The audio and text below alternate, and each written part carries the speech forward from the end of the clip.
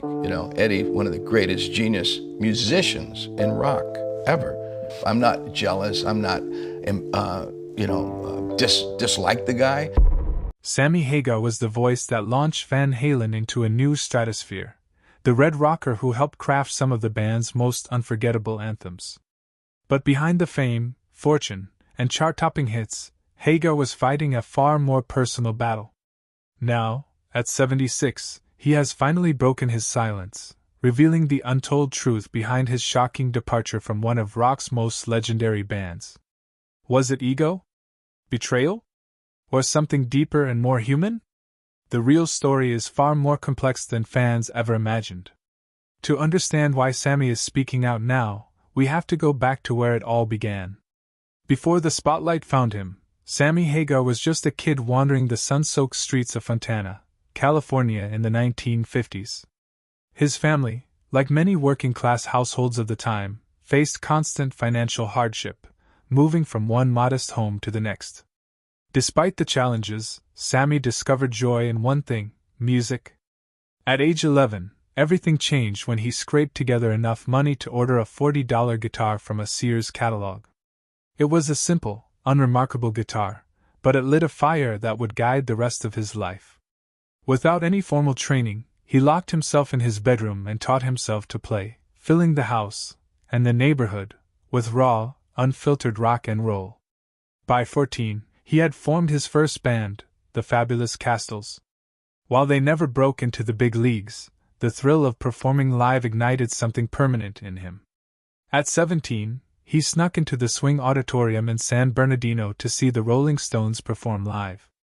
That show changed everything. The energy, rebellion, and sheer power of that night confirmed what Sammy already suspected: his destiny was music. When high school ended, Sammy faced a defining choice: follow a conventional path or risk everything on his passion. He chose the latter, dropping out of school and throwing himself headfirst into the world of music. The years that followed were anything but glamorous. Hagar fronted several local bands: the Johnny Fortune Band, Big Bang, Skinny, and Dust Cloud. Each band added to his experience and sharpened his skills, but none brought him instant fame. To survive, he picked fruit, mowed lawns, delivered newspapers, whatever it took to get by. Still, he never lost sight of the dream. Through all the rejection and uncertainty, his passion for music only grew stronger. By the early 1970s, Sammy's dedication began to pay off. Influential figures in the music industry started to take notice, and the opportunities that would one day lead to his role in Van Halen began to appear on the horizon. His solo career gained momentum with hits like "I Can't Drive 55," establishing him as a powerhouse vocalist with undeniable charisma and grit. Meanwhile, the story of Van Halen was already in motion. The band's roots stretched back to the Netherlands, where brothers Alex and Eddie Van Halen were born into a musical family. After immigrating to the U.S. in 1962 and settling in Pasadena, California, the brothers formed their first band, the Broken Combs, during their school years. In 1972, they joined forces with vocalist David Lee Roth and bassist Mark Stone to form Mammoth, soon renamed Van Halen when they discovered another band already had the name. Stone was replaced by Michael Anthony, completing the classic lineup. Van Halen built their reputation in clubs and backyard parties, quickly developing a loyal fan base with their electrifying performances and innovative sound. Their big break came in 1978 with the release of their self-titled debut album, which featured tracks like "Runnin' with the Devil" and their iconic cover of "You Really Got Me." The album shot to number 19 on the U.S. charts, achieving gold and platinum status. Eddie's revolutionary guitar work and Roth's showmanship made them instant rock gods. Despite their success, internal tensions began to simmer. Eddie Van Halen's decision to build his home studio, 5150, in 1983 created friction, particularly with Roth, who felt increasingly sidelined. Eddie's shift toward a more keyboard-driven, pop-influenced sound clashed with Roth's vision of hard-edged rock. The breaking point came in 1985, even after the commercial success of their album 1984, which included hits like "Jump Panama" and Hot for teacher. Roth left the band to pursue a solo career, leaving Van Halen at a crossroads. Their search for a new frontman included a series of auditions, but fate had its own plan. Eddie met Sammy Hagar at an auto garage, and the two clicked instantly. Within 20 minutes of jamming at 5150, Eddie offered him the spot. Hagar, already a solo star, brought a new energy to the band, less flamboyant than Roth, but more grounded and vocally versatile. Thus began the Van Hagar era. Hagar's arrival in 1985 divided fans. Some missed the wild edge of Roth, while others welcomed the band's more mature, melodic evolution. Either way, the results spoke for themselves. The album 5150 was a massive hit, debuting at number 1 on the Billboard charts and featuring classics like Why Can't This Be Love? Hagar's powerful voice and stage presence, combined with Eddie's ever-evolving guitar brilliance, ushered in a new chapter of success. And yet, as with so many rock legends, success came at a cost that Hagar would carry for decades. The story behind his departure, once clouded by rumors and egos, is now finally coming into focus. OU812 topped the charts and produced hit singles like Why Can't This Be Love? But by the mid-1990s, cracks in Van Halen's foundation had become impossible to ignore. The relationship between Sammy Hagar and Eddie Van Halen had begun to deteriorate, strained by creative clashes, growing personal differences, and notably, Eddie's controversial decision to reconnect with David Lee Roth during a time of heightened tension with Hagar. In 1996, Hagar left the band, though some argue he was actually fired. The result was a brief and chaotic reunion with Roth. Van Halen recorded 2 new tracks with Roth for a greatest hits album, and fan excitement peaked when Roth appeared on stage with the band at the MTV Video Music Awards. However, backstage, old animosities flared. Roth clashed with Eddie over the band's future, and the reunion unraveled almost as quickly as it had begun. With both Roth and Hagar gone, Van Halen turned to Gary Cherone, formerly of Extreme, as their new frontman. But the resulting album, Van Halen 3, failed to resonate with fans or critics, marking a significant low point in the band's legacy. By 1999, the group went on hiatus. In 2004, Van Halen reunited with Hagar for a tour and new tracks for the Best of Both Worlds compilation.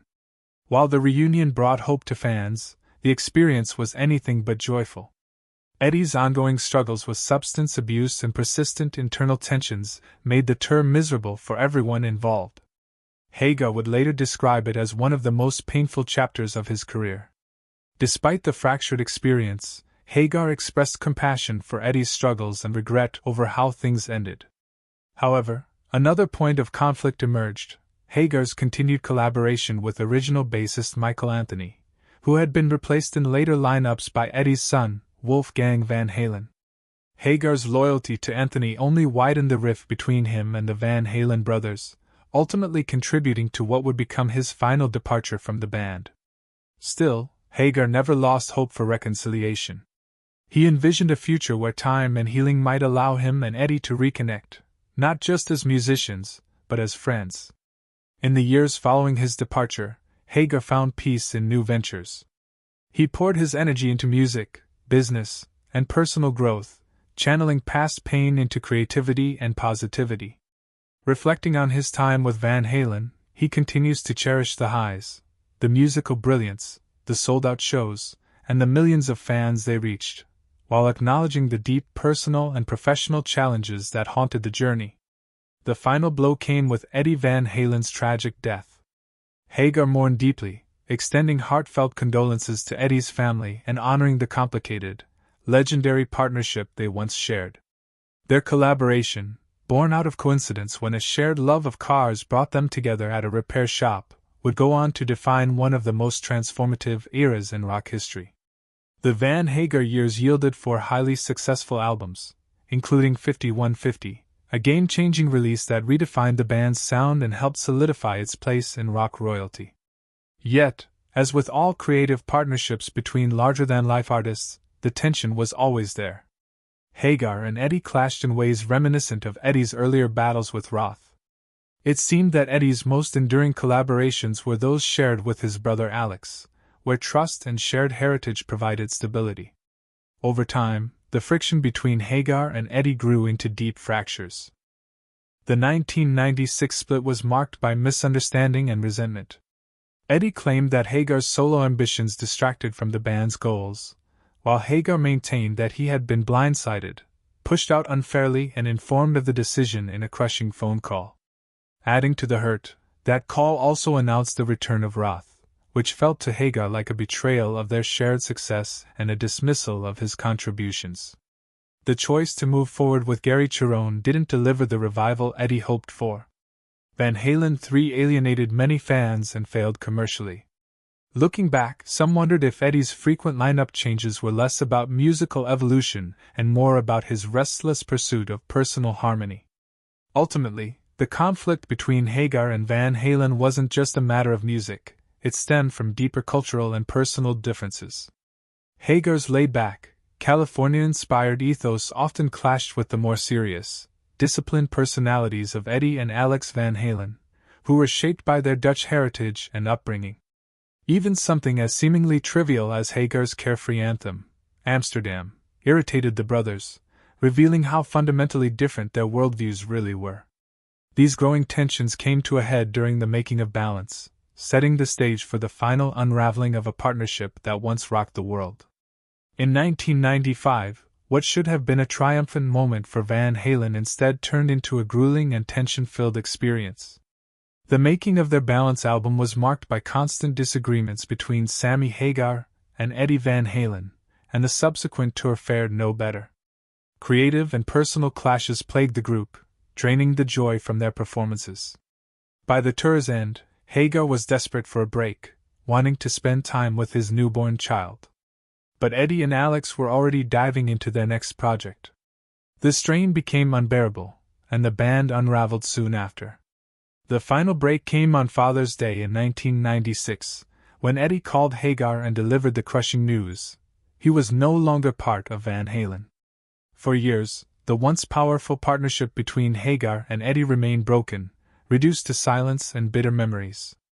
But time has a way of softening even the hardest hearts.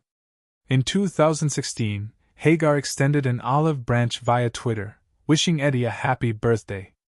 It was a small gesture, but a meaningful one that opened the door to reconciliation. From there, the two slowly began to rebuild their relationship, finding peace and letting go of old wounds. Hagar would later express his deep gratitude for the closure they achieved, recognizing how important it was to end things on a positive note. In later interviews, Hagar reflected on the complexity of their conflict. One subtle yet significant factor, he suggested, may have been his close bond with bassist Michael Anthony. Their friendship extended beyond music. They often spent time laughing and talking offstage. While innocent on the surface, this dynamic may have made Eddie feel excluded, possibly deepening the existing tensions within the band.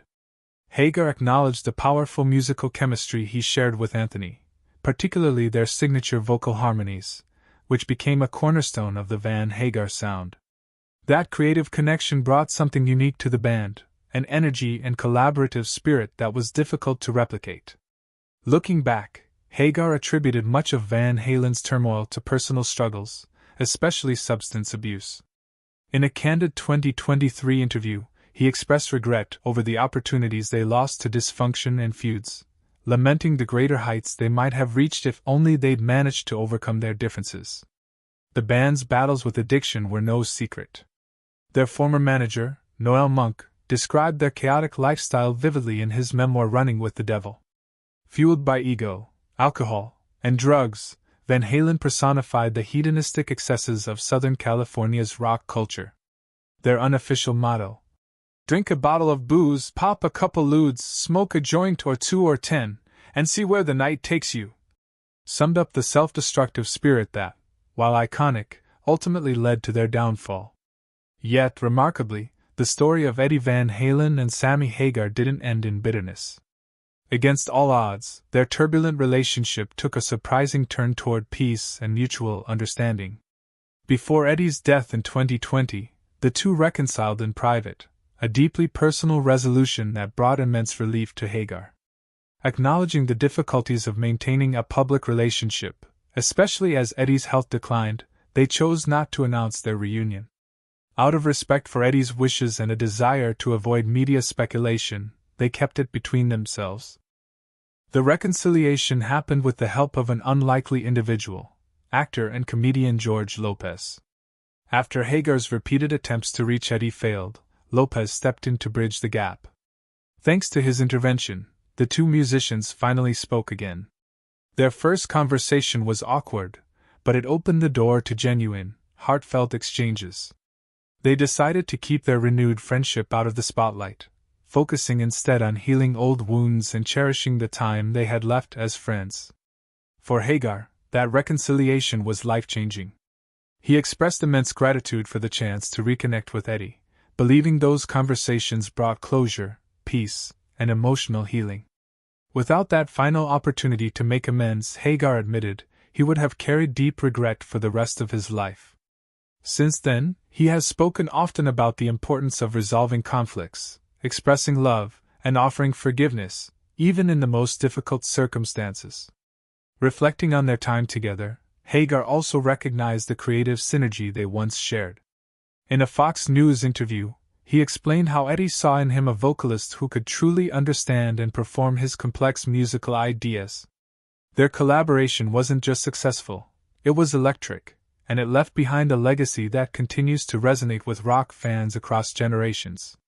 The partnership between Sammy Hagar and Eddie Van Halen allowed the legendary guitarist to explore new musical frontiers, resulting in some of Van Halen's most iconic work.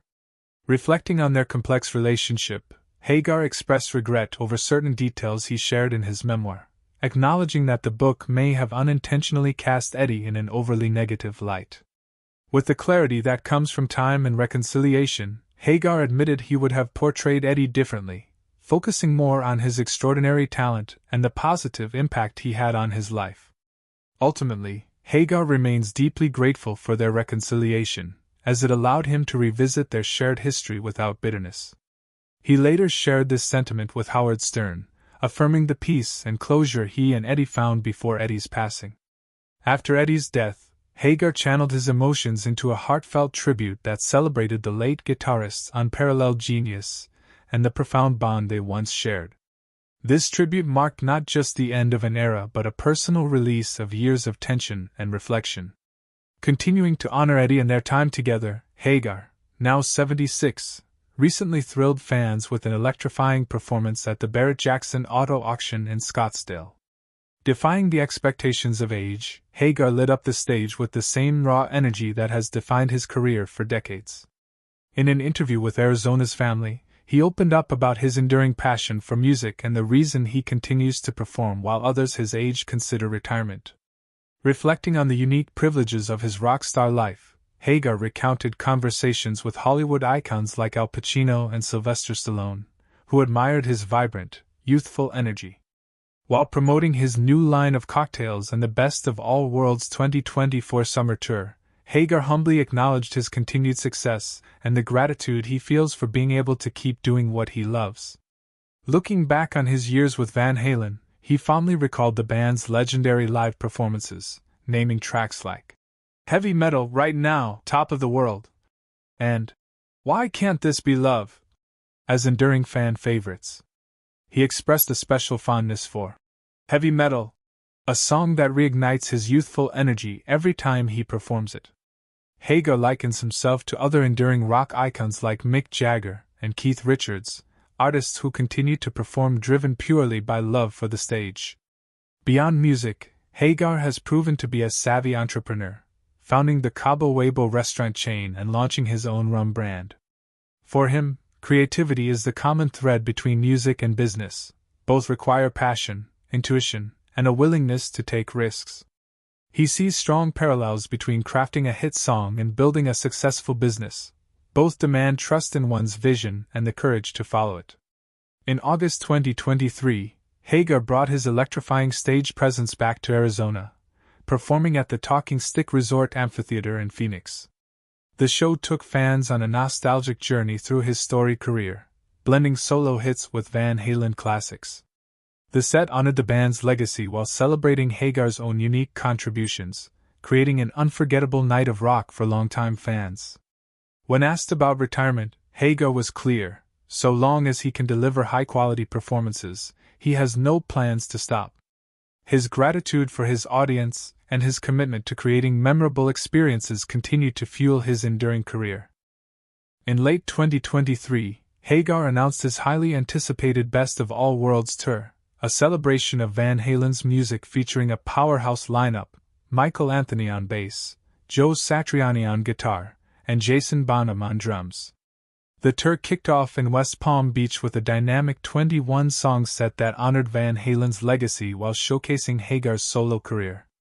The opening night featured 12 Van Halen-era tracks alongside fan-favorite solo cuts like "There's Only One Way to Rock." Satriani wowed audiences with his guitar mastery, even playing part of his solo with his teeth in tribute to Eddie Van Halen, while Anthony added nostalgia by taking lead vocals on "Ain't Talkin' 'Bout Love." The night also included a solo by Satriani that paid direct homage to Eddie's signature style. In an interview with Ultimate Classic Rock, Hagar explained why he chose to include so many Van Halen tracks in the setlist.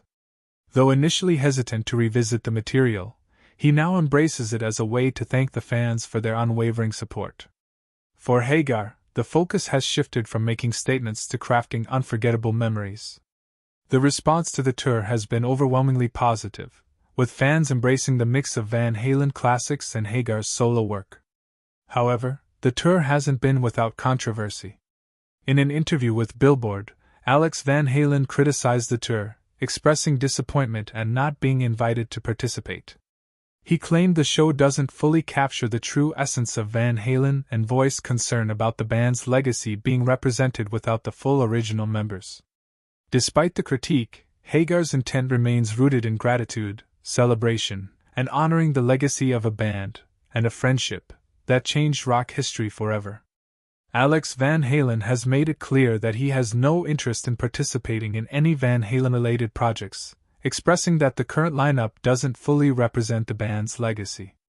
Despite multiple outreach efforts from Sammy Hagar inviting him to join the tour, Alex has remained unresponsive. Still, as Hagar continues to electrify audiences night after night, one song seems to encapsulate his lasting energy and enduring spirit, a timeless hit that remains a fan favorite. Sammy Hagar's career reads like the blueprint of a rock and roll dream. From his explosive beginnings with Montrose to his legendary run with Van Halen, Hagar has continuously redefined what it means to be a rock star. Known for fusing hard rock with melodic storytelling, he's become an enduring icon in the genre. Among his many achievements, Hagar regards as one of his most personal and meaningful songs, a reflection of the man behind the music. While Hagar has built his legacy on high-energy anthems like Pound Cake, which celebrates the carefree, rebellious spirit of rock, he's never shied away from deeper themes. Songs like Dreams speak to hope and purpose, and even in his early days with Montrose, Hagar explored universal human experiences, love, loss, and the fleeting nature of life, encouraging listeners to embrace every moment. Stands apart in his discography. A heartfelt tribute to his daughter, the song reveals a softer, more introspective side of the Red Rocker. Its poignant lyrics, set against a driving rock riff, create a compelling contrast that captivates listeners. Hagar has often called a pinnacle of his songwriting, a deeply personal work that fuses poetic lyricism with powerful instrumentation. To him, it's not just a love letter to his daughter, it's also a reflection of his growth as both an artist and a father.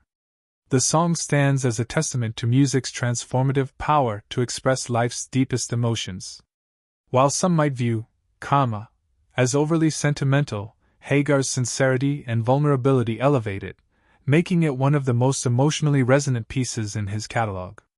Its impact is comparable to the heartfelt works of legends like Freddie Mercury and John Lennon. In many ways, feels like a forerunner to Dave Grohl's Miracle, both songs exploring the profound themes of fatherhood, love, and emotional depth that often go untapped in rock music. While unconventional for the genre, their honesty and authenticity underscore what music is truly about: connection. And while unveiled Hagar's heart, there was still one legendary band he had always dreamed of joining. In a surprising revelation during an interview with Classic Rock magazine, Hagar shared that he had once hoped to audition for the iconic rock band Foreigner. Unfortunately, financial constraints at the time made it impossible. During the golden era of rock in the 70s and 80s, the paths of rising stars often crossed, and Hagar formed a genuine camaraderie with the members of Foreigner while touring with Montrose. Over the years, this bond grew into a lasting friendship rooted in mutual respect for each other's talents. Decades later, Hagar paid tribute to this connection by inducting Foreigner into the Rock and Roll Hall of Fame. During the ceremony, he performed their classic hit, Hot-Blooded, a song he had long admired. For Hagar, it was more than just a performance, it was a full-circle moment. With his signature humor, he admitted he had always dreamed of singing Hot-Blooded earlier in his career but never got the opportunity. He even revealed that there was a time he considered replacing Lou Gramm as Foreigner's frontman. Although his vocal style made him a natural fit, logistical obstacles prevented it from becoming reality. Nevertheless, Hagar holds deep respect for Gramm and the original Foreigner lineup, recognizing their immense impact on rock history.